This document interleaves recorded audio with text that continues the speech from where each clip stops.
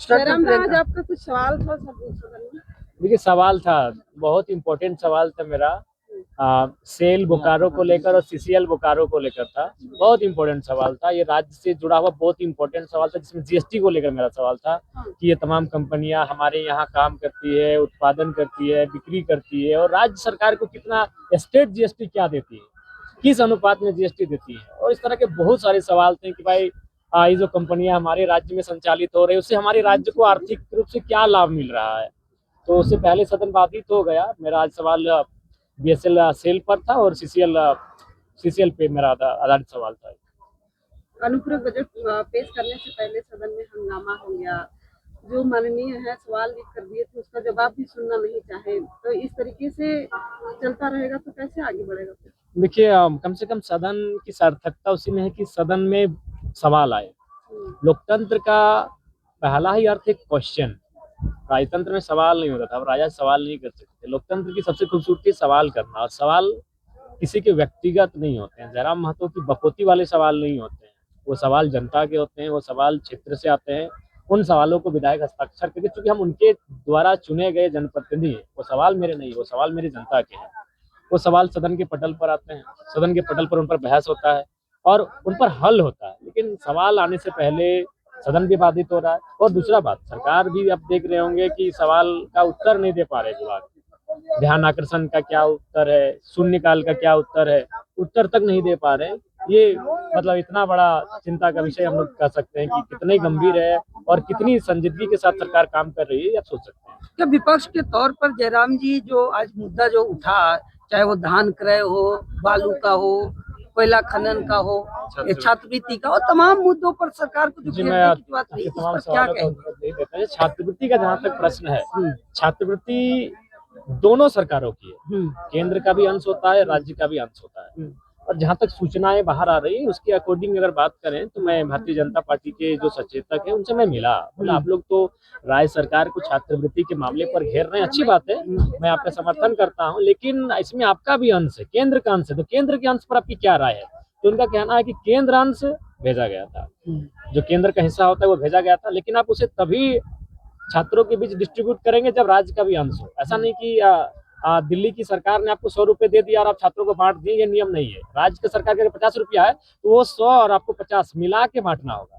तो राज्य सरकार अपना जो शेयर होता है वो उसमें ऐड नहीं कर पाई, तो इसलिए केंद्र ने अपना पैसा सोने वापस खींच लिया है। और दूसरा बात, यूटिलिटी सर्टिफिकेट जो होता है वो राज्य सरकार ठीक से उनको नहीं प्रोवाइड कर पा रही है। ये तो हो गया, ये तो हो गया छात्रवृत्ति का मामला। दूसरा है बालू।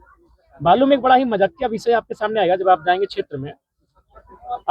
जो बालू जहां हम लोग रखते हैं, डंप करते हैं बालू, डंप यार्ड कहिए फिर जो भी नाम है, वो लीगल है, लेकिन घाट कहीं इलीगल है।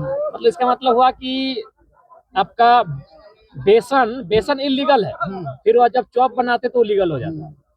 तो बालू अगर आप जहां जाके रखते हैं वो यार्ड लीगल है, वो सही है, यार्ड, हाँ बालू आप ला के रखे हैं ये ठीक है, लेकिन जहां से बालू उठा रहे हैं वो इलीगल है। इसलिए राज्य सरकार को सभी जितने भी राज्य में बालू घाट है उन पर उनको डिस्कशन करते हुए, एक विचार करते हुए सभी बालू घाटों की वैधानिक रूप से एक सिस्टमेटिक तौर पे बालू घाटों का संचालन किसी को सौंप दिया जाए, या तो नीलामी के माध्यम से, या तो कोऑपरेटिव सोसाइटी के माध्यम से, ग्राम सभा के माध्यम से, जो भी हो।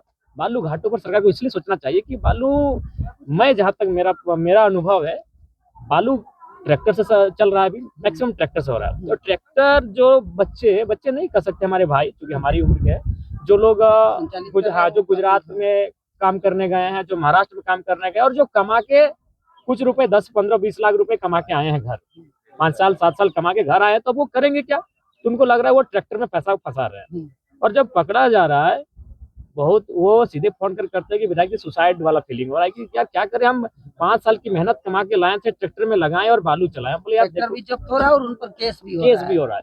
तो ये नौबत ही क्यों आना? जब बालू की जरूरत सबको है, हमको है, मुख्यमंत्री को भी है। मुख्यमंत्री शौचालय बनाएंगे तो बालू की जरूरत होगी। निर्माण के बिना कोई हर कार्य अधूरा है, निर्माण होगा तभी विकास की चीजें आपको दिखेंगी। तो जब निर्माण का कार्य बालू से होता है तो बालू किसी भी रूप में इलीगल नहीं होना चाहिए, बालू को एकदम हर लीगल करना चाहिए, उसके लिए सरकार को कदम उठाना चाहिए। यह सबसे बड़ी समस्या है।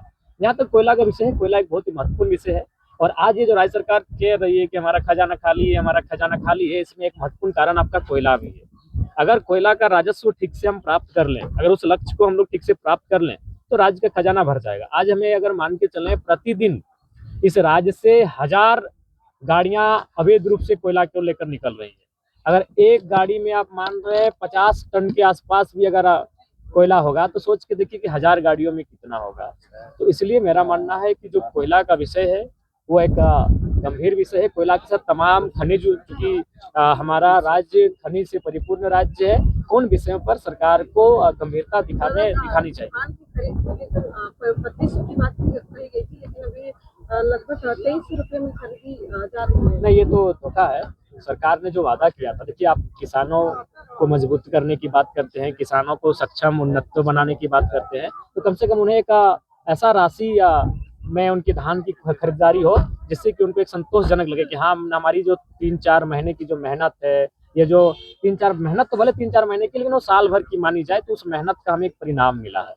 अच्छा जयराम जी, कल जो आपका आह्वान किया हुआ जो पैदल यात्रा है, जो छात्र का अधिकार को लेकर है, वो रांची पहुंचेगी, तो क्या कहिएगा उसको लेकर तमाम?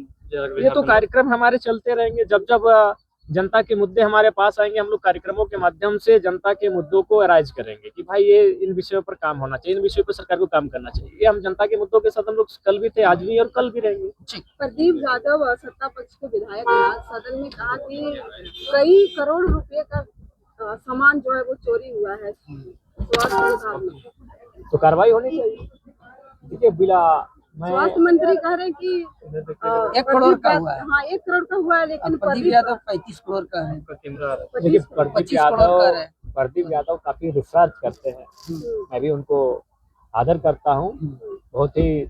जब वो किसी भी जानकारी को एकत्रित करते हैं तो वो हवा एकत्रित नहीं करते हैं, वो बहुत ही रचनात्मक तरीके से, बहुत ही तथ्यों के साथ उन जानकारियों को अपने पास लेकर आते हैं। तो मेरे हिसाब से अगर प्रदीप यादव जी इस बात को रख रहे हैं तो उसमें गंभीरता होगी, और सरकार को उस दिशा में सोचना चाहिए कि अगर इस प्रकार से चोरी हो जाएगी तो बड़ा हंसी के पात्र बन जाएंगे हमारी सरकार और सरकार के मंत्री।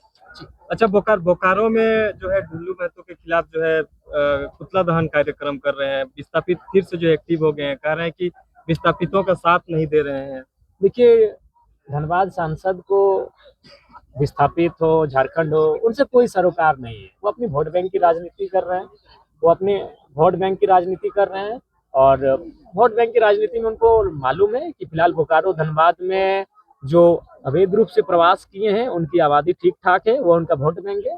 तो इसलिए और उनको मालूम है कि स्थानीय लोग जब फिर 2029 आएगा तो फिर स्थानीयता के नाम पर वोट कर ही देंगे। तो इसलिए उन लोगों को खुश कर रहे हैं जो लोग आउटसाइडर हैं और यहाँ अवैध रूप से रह रहे हैं। ये बहुत ही गलत है। मैं उन चीजों का जयराम महतो क्या करेंगे? देखिए, उनके पास कागज है तो मैं उनका समर्थन करूंगा, कागज नहीं है, अगर वो विधिवत रूप से उस जमीन पे नहीं रह रहे तो भाई उन सरकार मैंने कानून अपना कार्य करे। दादा, इतना दिन हो गया, आप अभी भी खाली पैर में आप सदन आते हैं? इतना दिन का है, जब तक हमारी जब तक विधानसभा लोकसभा अगर कभी गए आपके आशीर्वाद से, तो हमारा वचन अडिग है, अटल है। कल आप उपस्थित रहिए कार्यक्रम में? नहीं, कल तो बजट पे बात होगी, तो यहाँ भी उपस्थित रहना आवश्यक है। अगर समय मिलेगा तो फिर बजट के बाद आएंगे। दादा, शिक्षा मंत्री का बेटा ही बनेगा, ये ऐसा कुछ आप नहीं, अभी तो ऐसा कोई फीडबैक सामने नहीं आया। अगर बनाना रहता तो पहले ही बना दिया गया था। शिक्षा दान को लेकर आपने बयान दिया था कि अगर शिक्षा बहाली हो गया फिर भी अगर शिक्षकों की कमी हो रही तो अपने क्षेत्र में शिक्षा, हाँ, उस पे हम अडिग हैं। जैसे कि मान के चलिए, सहायक आचार्य की बहुत भारी संख्या में बहाली हुई है। सबसे पहले मैं तमाम सहायक आचार्य जो नवनियुक्त हुए उनको मैं बधाई दूंगा। उसके बाद भी अगर मेरे क्षेत्र में समस्याएं रही शिक्षक की, तो मैं बिल्कुल अपनी सैलरी से ऐसे भी नौजवान जो मास्टर, बैचलर और बीएड इत्यादि की डिग्रियां धारण किए हुए हैं, और अगर वो इच्छा रखते हैं शिक्षा दान करने की, तो शिक्षा दान के तहत जाकर 2-4 घंटा पढ़ाएं, जैसा मैंने 2017 से 2022 तक पढ़ाया था। मैंने मास्टर ऑफ आर्ट्स कंप्लीट करने के बाद अपने गांव के सरकारी स्कूल में जो +2 है उसमें लगभग मैंने 4.5 साल पढ़ाया था बच्चों को, बिना किसी 1 रुपए के। तो अगर वो पढ़ाना चाहते तो पढ़ाए, उनको मैं अपनी सैलरी से एक प्रोत्साहन राशि दूंगा। सैलरी नहीं कहिए कि भाई आज 15-20 हज़ार कोई नहीं दे पाएगा, एक प्रोत्साहन राशि मैं 5-6 हज़ार को उनको दूंगा। बहुत